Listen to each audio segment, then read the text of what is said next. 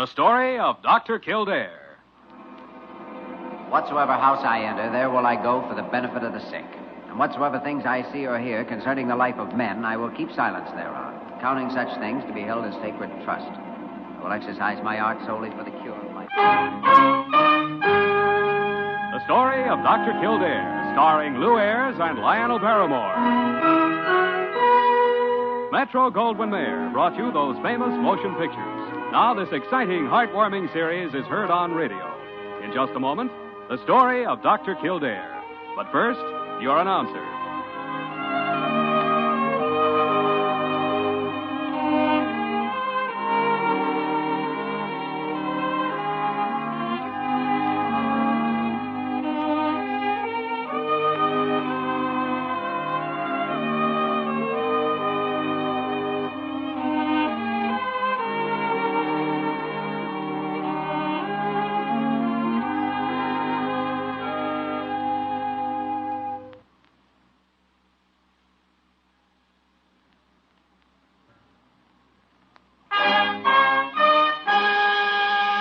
Now, the story of Dr. Kildare, starring Ayres as Dr. Kildare and Lionel Barrymore as Dr. Gillespie.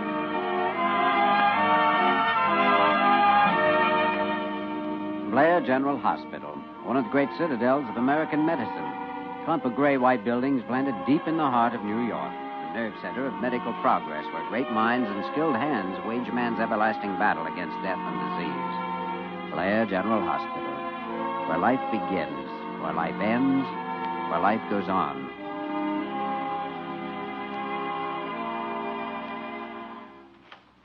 Oh, well, good morning, Dr. Gillespie. Parker, did I or did I not have an appointment to assist the Red Cross in the opening of their new East Side Blood Donor Center? Oh, yes. Now, let me see. I have it right here. Yes? Oh, yes. You're due there at 10 o'clock Wednesday. Yes. Oh, good heavens. Exactly. 10 o'clock yesterday morning. It just happened to slip my mind. I can explain the whole thing. You idiot. With accident victims dying every day because of the shortage of blood for transfusions, you forget what day it is. It could happen to anybody, Dr. Gillespie. I've just been so busy that With I haven't... the Red Cross trying every way it can to get private citizens to donate blood, you can't bother to remember what day the center opened. Well, when you come right down to it, I imagine they got it opened all right without you. No, that's quite beside the point. At the moment, I am dealing with the fact that you are an incompetent, scatterbrained, unornamental, and utterly useless nincompoop. Well... Now give me my hat. Here, take it. I've got to go over there and apologize for a fault that wasn't even mine, because I can't tell them that my dull-witted nurse is simply not interested in their efforts. I'd like you to know that I have an appointment over there Saturday myself to donate a pint of blood, so there. Parker, I wish you'd donate 10 pints. And I'd like to replace them with a transfusion of boiling oil. Hey, what's going on here? Oh, good morning, Jimmy. Good morning. See you later. Goodbye. Good morning. See you later. Goodbye. Where's he going? You'll fire? Oh, I don't care where he's going, Dr. Kildare. Now, what's the I've matter? given the best years of my life to that man. I've worked and slaved for him, and does he care? Oh, of course he does. Of course he doesn't. He's mean and nasty and insulting, I know. and I've stood it as long as I can. Oh, you know he doesn't mean half of what he says. When he's talking to me, he does. And anybody could make a little mistake like that. Like what? He hates me, Dr. Kildare. And he always has. Oh, no, he doesn't. Now, you know that isn't true. What? And another thing, Parker. I think your mind is slipping. You ought to do something about it. Shock treatments or occupational therapy. Oh! Goodbye. You see what I mean? I've never been so insulted Now, in my wait life. a second. Wait Why, a second. that- You know, he may have something there. Dr. Kildare. No, I don't mean that your mind is slipping, but the occupational therapy part, a hobby, in other words, might be a good idea. After all, you give too much of your life to this hospital and to Dr. Gillespie. Well, I only try to do my duty. You need an outside interest. Anybody would, working around him all the time. Well, I did used to enjoy corresponding with Lonely Hearts Club. Oh, that's good. Maybe there's some field of art or music. And I've always wanted to take up folk dancing. Folk dancing, huh? Of course, I have heard that bird watching is nice. Well, there's no doubt of that. Highly entertaining. I really think the Lonely Hearts Clubs are the most fun, though. Yes, I imagine. Well, I guess hobbies are always a matter of personal preference. Just don't be hasty, Parker. Just think it over.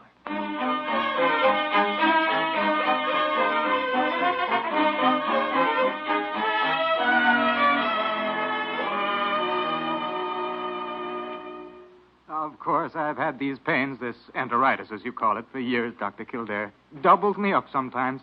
But lately they've gotten really bad. That's why I decided to enter the hospital for an examination. I see. Well, in a few days, we ought to have a good idea of what's wrong with you, Mr. Kramer. What's his temperature, Miss Verner? 98.1. And I seem to have lost my appetite, too.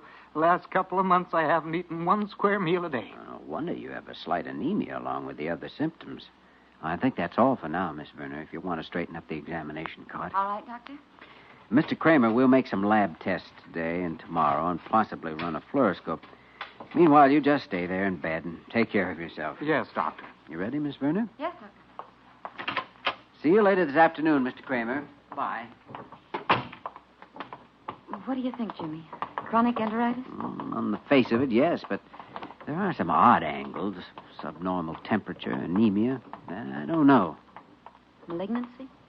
Could be. And yet... Here, let me help you with that cart. Oh, no, the elevator's right here. I'm going down to the supply room. Oh, stopped at the 10th floor. Guess we wait. Good. Gives me 2 minutes more to talk to you. You mean alone at last? If you call a hospital corridor being alone. Say, the 10th floor reminds me. Do you have any idea what Parker's doing up there? Doing? Uh-huh. No, what do you mean? Well, she took over one of the empty storerooms about a week ago, put a lock on the door, and won't let a soul in. Spends all of her spare time, lunch hour and everything, locked inside. She had one of her usual run-ins with Dr. Gillespie last week. I suggested she take up a hobby. Well, what kind of a hobby involves locking yourself in a storeroom? I don't know. She mentioned bird watching. Maybe she looks out the window at the pigeons. That I can almost buy. Then, too, she mentioned Lonely Hearts Clubs. No, I don't think so. You've got me, baby. I'll ask Dr. Gillespie. It'll make you feel any better.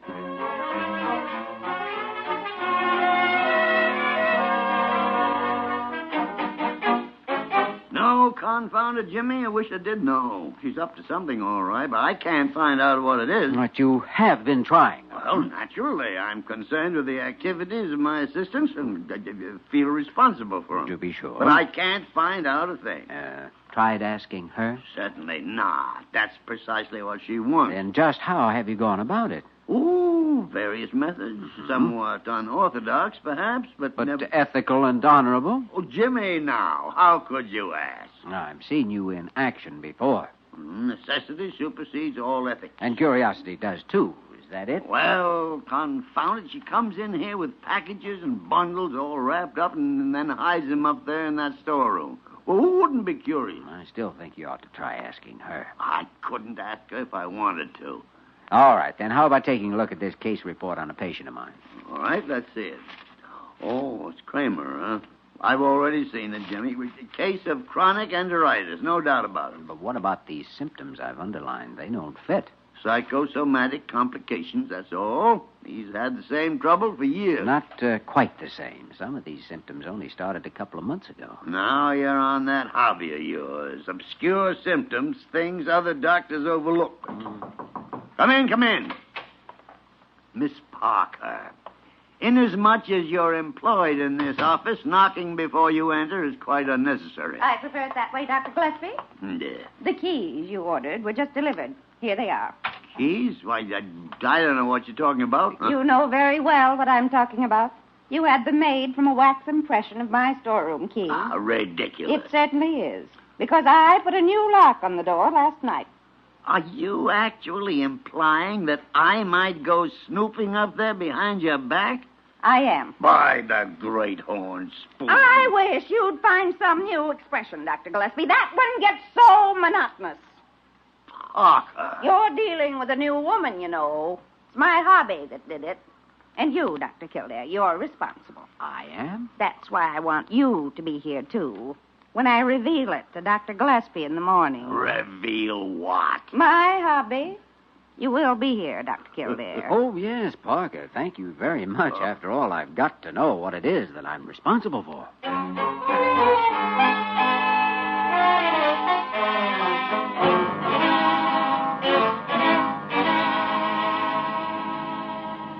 o'clock. Confound it. She said 10 o'clock. Why isn't she here? Relax. She'll be She's here. due any minute, Dr. Gillespie. She had to wait for the freight elevator, so I came on ahead. Come in.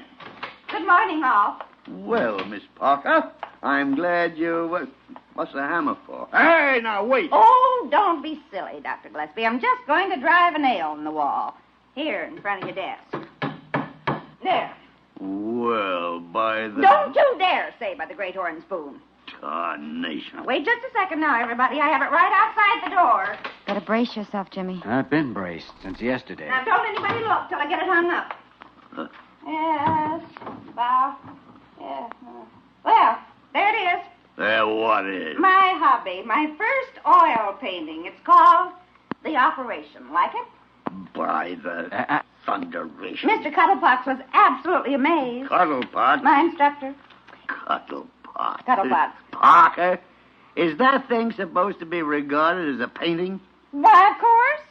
You see, it's my impression of an operation. This blob down here is a kidney. Ooh. And these are scalpels. And this is an ether mask.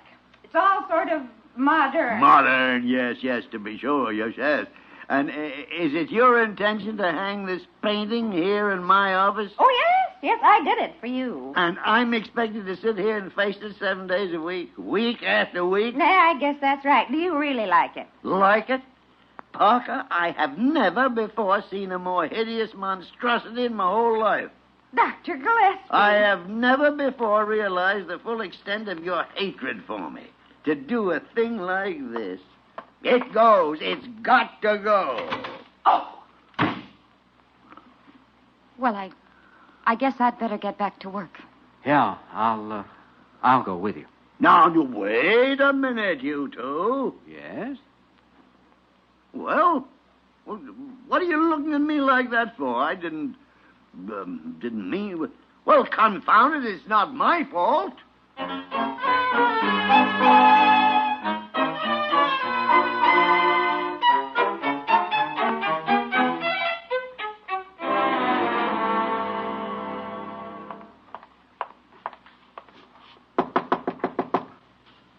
Dr. Gillespie. Dr. Gillespie, are you awake? Who is it? It's Kildare. Come on, open up. If you wake me up in the middle of the night merely to continue the discussion of my crude and unpleasant disposition, then to help me Now, have... wait a minute. It's nothing like that. I've talked to Parker that way for years. And if she suddenly decided to get injured feelings over it, well, it's not my fault. Not your fault. And I absolutely refuse to go the rest of the night lying here awake and feeling like a heel. So that's what you've been doing. I have not. Uh, A guilty conscience. Poppycock. You're not concerned about her at all, I suppose. Not even slightly. Then I guess I'd better go on over by myself. Over where? Nurse's dormitory. Diana just phoned and said Parker's been taken suddenly ill. Sounds fairly serious. Oh, well, wait a minute, Jimmy. Wait till I get my pants. All right, but hurry up, you heel.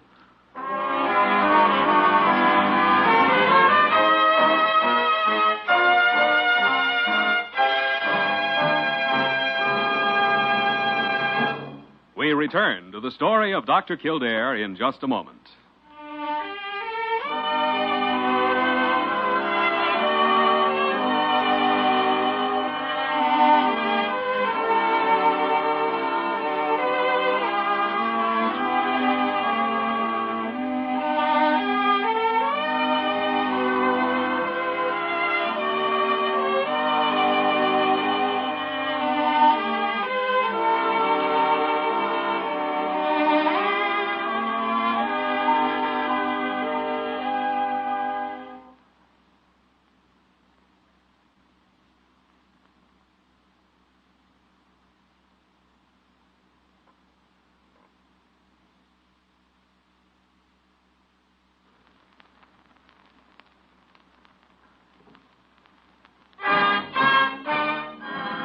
Now we continue with the story of Dr. Kildare, starring Lou Ayres as Dr. Kildare and Lionel Barrymore as Dr. Gillespie.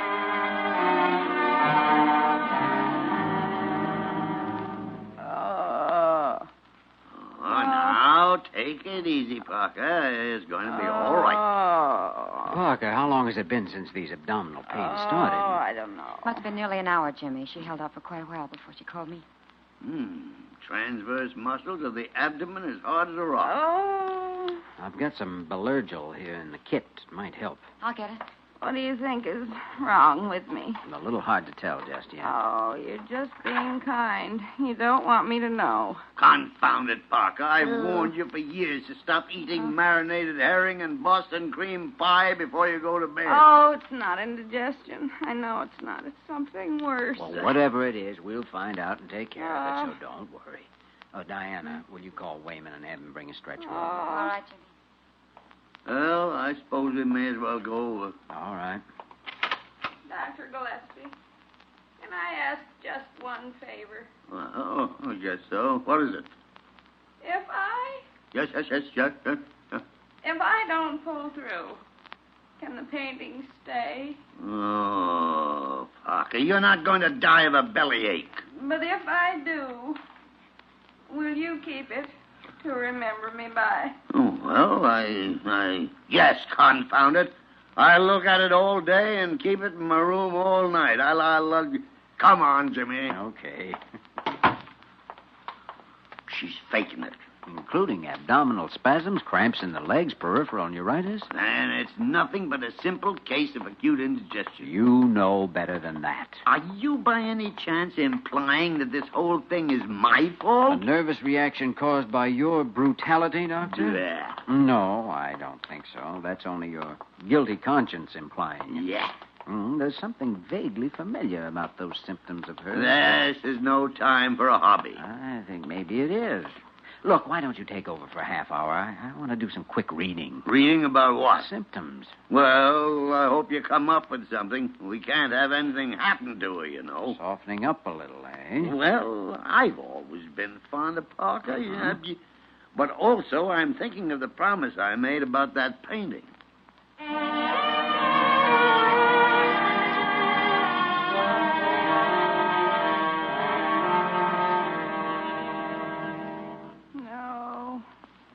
How's my pulse now, Dr. Gillespie?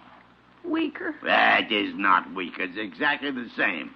And furthermore, those cramped muscles have loosened up a little. That's only because I'm drugged. Parker, you are not drugged. You're so kind, Dr. Gillespie. Kind. Trying to keep it from me this way. Oh, Jimmy. Well, it's about time. How are you feeling, Parker? Calm and peaceful, Dr. Kildare. It's the lull before the end. Oh, tarnation. Well, before you cross the bar, suppose we have a little talk about painting. Yes. I might have been a great artist had I lived. And now, as I understand it, you've been working on this painting during your lunch hours. Is that right? And breakfast and dinner, too.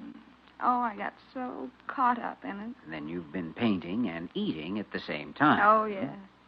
And last night, when I was hurrying to finish, I kept dipping my brush in my coffee cup, and everything was so confused. That's it. I had paint all over everything. Well, I guess that's enough for a diagnosis. Diagnosis? But Diana, will you go down to the dispensary and get a gram bottle of sodium sulfate and one of potassium iodide? Right, Jimmy. lead poisoning. That's right. Lead poisoning? Who? You? You've got a mild case of lead poisoning from those oil paints. But you'll be all right in a day or two. Lead poisoning. And something else, Dr. Gillespie. I think this gives us a tip on that Kramer case. Well, by the... You want to say it, Dr. Gillespie? Yes. Then go ahead. Say it. By the great horn spoon.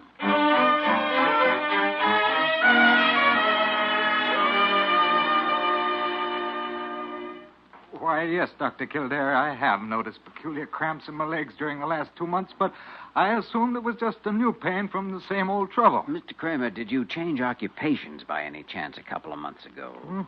Take up a new hobby or anything of that sort? Why, no, the only new thing I did 2 months ago was to install a processing furnace to treat floor sweepings. Oh? Yes, from the different jewelry plants around the city.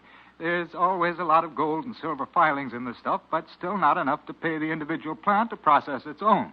Just what is this process, Mr. Kramer? I mean, how do you go about recovering the metal?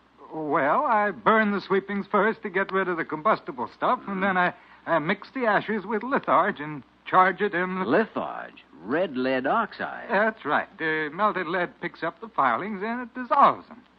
All right, Jimmy. You win. Mm-hmm. Chronic lead poisoning. You mean that's what's the matter with me? That's right, Mr. Kramer. The symptoms were hidden by this long-standing enteritis of yours, and that's your trouble. There's no doubt of it. Well, can you cure it? Yes, we can take care of the poisoning by a few days' treatment with sodium sulfate and potassium iodide. And then I think we can break down that enteritis.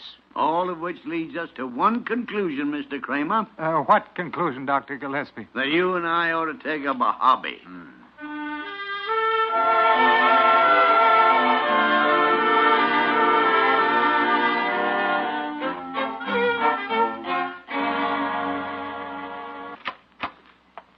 Morning, Dr. Gillespie. Come in, Jimmy. Come in. Any, new case of lead poisoning this morning? All right. Rub it in, and I got it coming to me. Should have recognized those symptoms right away. Both of us should have, so I guess we're even. How's Parker? I don't know. I haven't been up to see her yet this morning. Yeah, probably just couldn't tear yourself away from contemplating that little token of her affection. Jimmy, if I have to sit here and look at that confounded painting one more day, I'll have lead poisoning. That's a fine attitude when she risked her life to paint it for you. She could have died, you know. All right. I have treated her with a certain lack of consideration in the past. That's an understatement. And I felt guilty thinking about it the last couple of days. So?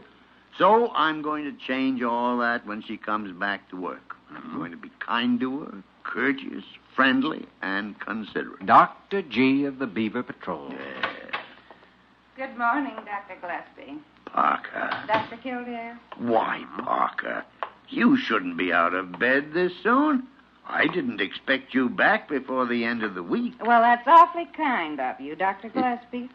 But duty calls, you know. Ah, nonsense. There's no duty as important as your health and well-being. Oh, you're so considerate. Isn't that the truth, Parker? I've often noticed it myself. Jenny. Sometimes when I've said things to you that I didn't mean, well, I could just bite my tongue off. I know exactly how you feel, Parker. I've done it, too. And to one of the most competent, charming, and intelligent women I've ever known.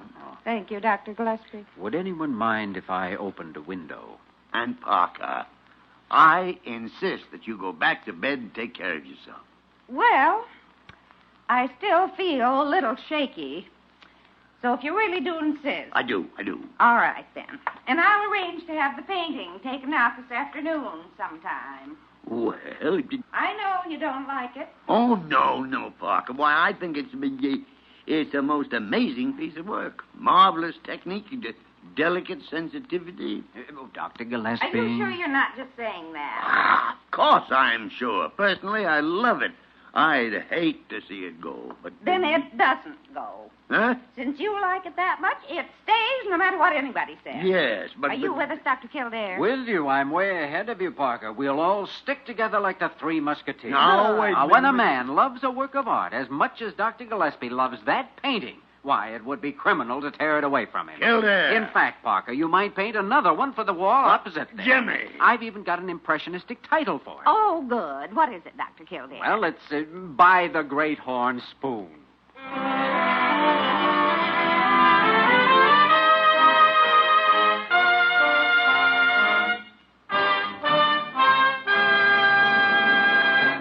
In just a moment, we will return to the story of Dr. Kildare.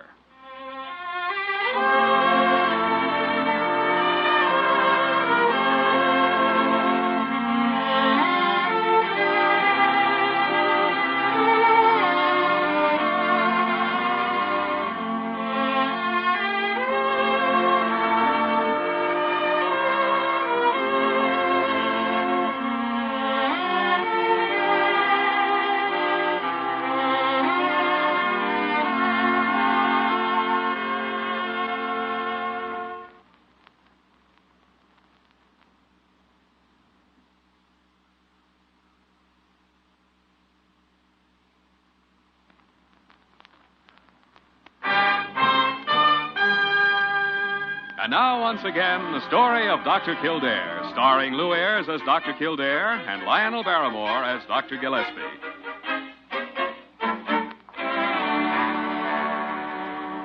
Now, wait a second, Dr. Gillespie. Are you trying to tell me that she still hasn't said a word about it? That's right, Jimmy. He hasn't mentioned it once. And it's been 4 days now. Well, that's amazing. Unless, of course, she had the painting taken down herself. Well, could be, but I'm not going to ask her. Just let well enough alone. That blank wall never looked so good. Oh, I don't know. I was getting used to it. Scarcely noticed it anymore. Well, I noticed it. Mhm. I couldn't get used to that nightmare of variegated delirium tremens in 50 years. It looked like a busted tamale. All I hope is that it ended up in the incinerator. Come in. Good morning, gentlemen. My name is Cuttlepots. Cuttlepots. It's Parker's art teacher. I'm looking for Evangeline Parker, and someone said she just might be here. Well, she's working on some reports down in the next office. If there's something we could... Well, it's just that I've got some excruciatingly good news for her. Of course, you knew her painting, The Operation, was entered in the annual competition of the Brooklyn Heights Institute of Advanced Art and Culture. No. I didn't even know they had an institute, but you... Wait a minute now. Don't... It won first prize in the primitive division. By the great horn spoon. Why don't you take up a hobby, Dr. Gillespie? I am, Jimmy, I am. So help me heaven, next week I'm starting in on folk dancing.